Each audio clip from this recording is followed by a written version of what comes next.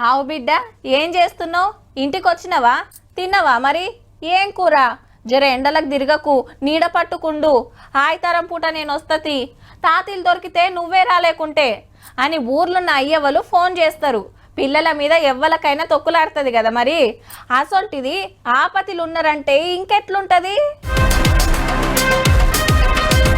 ఇది సింగపూర్ లో ఓ స్కూలు. పొద్దుగాల మంటలు అంటుకుంటే అందులో సిక్కబడ్డ పిల్లలను గిట్ల బయటికి తీస్తాండ్రు. మన పవన్ కళ్యాణ్ సార్ చిన్న కొడుకు మార్క్ శంకర్ పవనోవిచ్ కూడా లోపట్నే ఉన్నాడట. గప్పుడు కాళ్లకు చేతులకు దెబ్బలు తాకినాయట. చుట్టూ పొగసూరే వరకు మొసమర్రకుంటా అయిందట. ఎంబటే దవాఖానకు తీసుకుపోయిండ్రట. అట్లనే ఇంకో 15 మంది పోరలకు సుత ఇదే పరిస్థితి. ఆంధ్ర చిన్న సీఎం సార్ వాళ్ళు ఇంటామే అన్నా లేచినవ్వా మేడం పిల్లలతోటి సింగపూర్ లో ఉంటుందట. పిల్లలు ఆడనే చదువుతుండ్రు. ముచ్చట తెలిసినా కూడా డెవలప్మెంట్ పనులు అరుచుకున్నాక పొద్దుముకి విలేకరులతో మాట్లాడిండు పవన్ సారు.